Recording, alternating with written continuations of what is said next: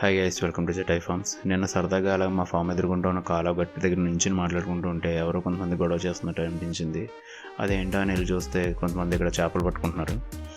అరే ఇదేదో ఫన్గా ఉందని చెప్పేసి రికార్డ్ చేయడం మొదలుపెట్టాను.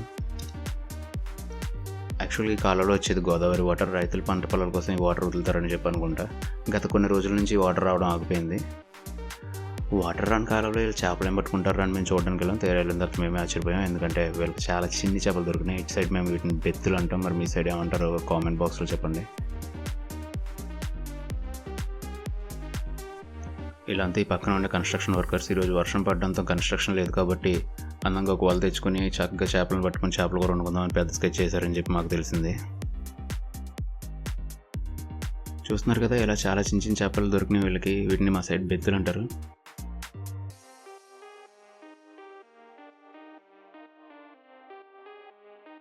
చేతికి దొరకట్లేదు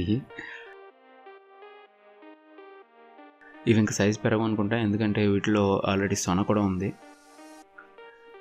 వీటిని చింతకూర వేసుకుని వండితే టేస్ట్ చాలా బాగుంటుంది అని చెప్పేసి ఇక్కడ ఇలా చెప్తున్నారు.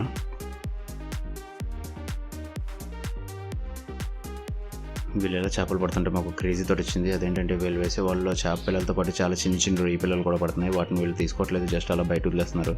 సో అవి చచ్చిపోకుండా మేము చాలా పిల్లల వరకు వాటర్లో వేస్తాం. ఇలా చిన్న చిన్న పీతలు కూడా వస్తున్నాయి వాళ్ళు వేసే వాళ్ళలో.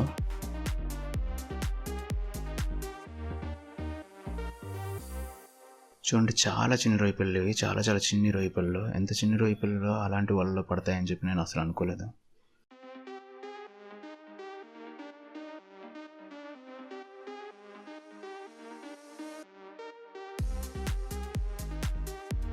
అయిన తర్వాత కవర్ తీసుకుని అందులో వాటర్ పోసి వాళ్ళలో వచ్చే రొయ్య పిల్లలన్నింటిని ఆ కవర్లో వేసి సరదాగా మా ఫామ్ దగ్గర తీసుకెళ్ళి పెంచుతామని చెప్పి ఒక క్రేజీ ఐడియా వచ్చింది.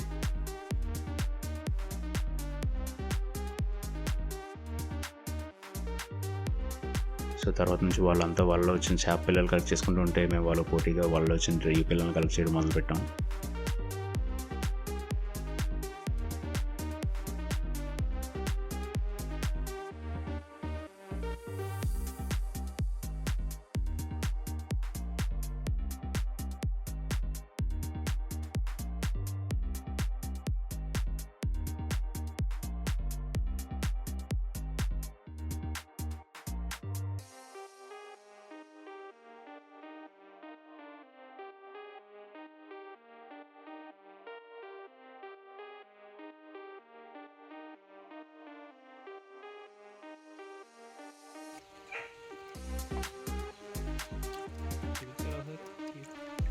సో ఫైనల్గా మేము కలెక్ట్ చేసిన రొయ్య పిల్లలు మా ఫామ్ తీసుకొచ్చి ఇలా డ్రమ్లో వాటర్ పోసి వాటిని అందులో వేసాం. ఇక్కడ ఏం చేస్తున్నామంటే, మేము కలెక్ట్ చేసిన రొయ్య పిల్లల్లో 2 చేప పిల్లలు ఉన్నాయి, అవి ఎక్కడ రొయ్య పిల్లల్ని తినేస్తాయని చెప్పేసి వాటిని సెపరేట్ చేసి ఓన్లీ రొయ్య పిల్లల్ని డ్రమ్లో వేయడం ట్రై చేస్తున్నాం.